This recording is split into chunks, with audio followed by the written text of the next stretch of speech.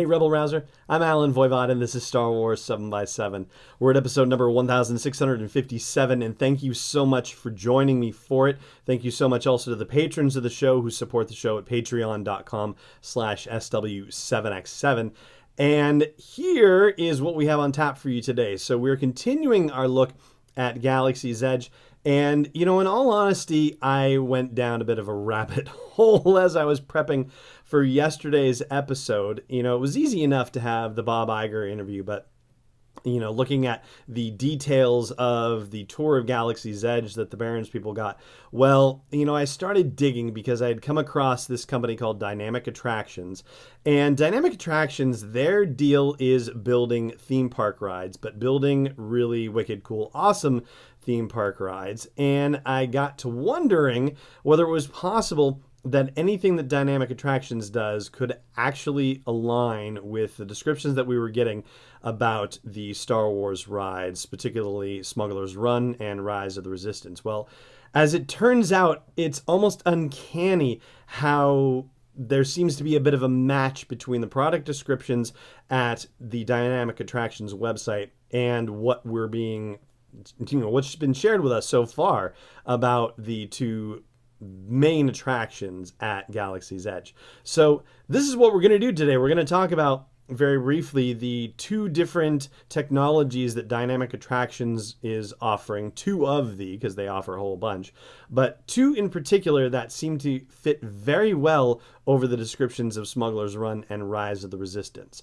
They have to do with AGV dark rides, automated guided vehicle, quote unquote, dark rides, which means that you're immersed in a story environment. So basically, you're not necessarily looking around at the world around you. You're looking around at a constructed world, which could be indoors or outdoors or some combination thereof.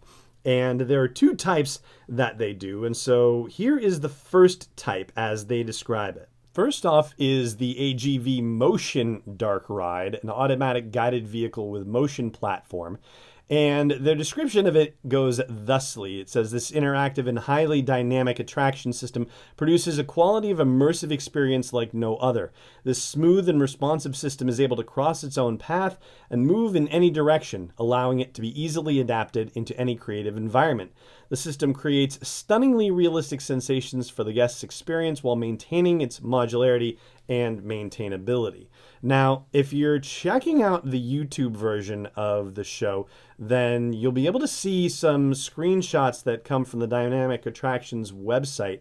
And one thing that's rather remarkable about all of these screenshots is that every computer animated drawing of an example of this platform has 6 seats in it. And that is remarkable because the Smuggler's Run description that we had yesterday described a Millennium Falcon and an experience that is specifically designed for 6 people. Yes, they actually called out 6 in the description in Barons. And as far as, the environment goes, so basically you're in a pod and the pod moves around. So you can kind of think of it like Star Tours with the exception of the fact that the environment isn't just going to be the view screen in front of you. It's probably going to be immersive around you in some fashion.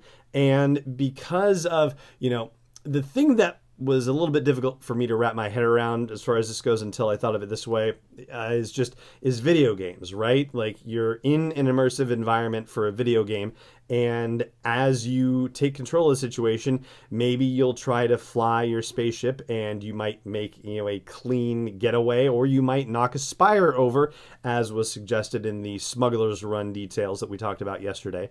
And this information can all be communicated just via any video game platform. Obviously, it's going to be more sophisticated than that, but then passing it down in the interactive way that we talked about yesterday, where you might end up in the cantina afterward and have the bartender say, boss doesn't like what you did with his ship, that sort of thing. So it sounds like this AGV motion technology is exactly what is going to be used for the Millennium Falcon ride. And then there's this AGV all-terrain dark ride, and here is the deal with that. It says, since the beginning of theme parks, guests around the world have dreamed of a ride that is no longer bound by tracks or rails, that can go over any terrain, follow any path and take you anywhere the story demands. Easy to theme, the all-terrain dark ride style can fit any storyline, indoors, outdoors, or both. A variety of seating options and capacities are available. And the screenshots that also here, in this case, if you're watching the YouTube video, if you're not, then you'll hear it from me anyway. The shots that they show here are also actually sort of 6-person capacity situations, but they actually have a YouTube video that shows a 12-seater, and it's actually like an artifact from 2013 where it actually looks like a Tron video from the 1980s.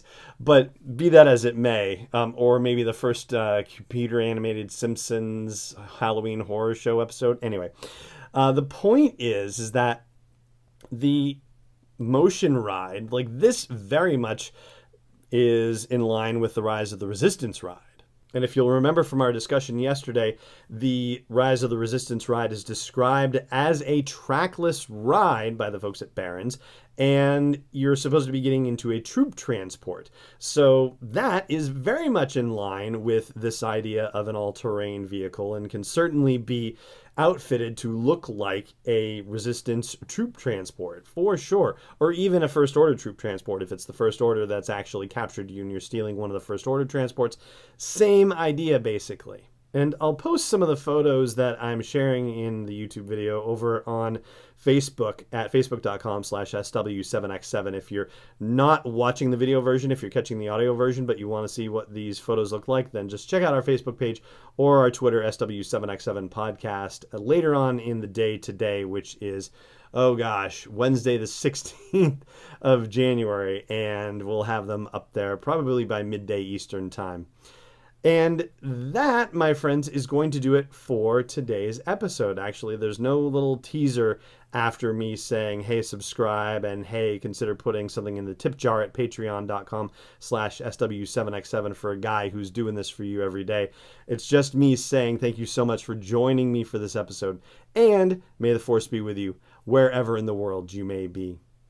This podcast is not endorsed or sponsored yet by Lucasfilm Limited, Disney, or 20th Century Fox. It is intended for entertainment and information purposes only. Star Wars, the Star Wars logo, all names and pictures of Star Wars characters, vehicles, and any other related Star Wars items are registered trademarks and/or copyrights of Lucasfilm Limited or their respective trademark and copyright holders. May the force be with them. All original content is copyright 2019 by Star Wars 7x7. We hope you love it.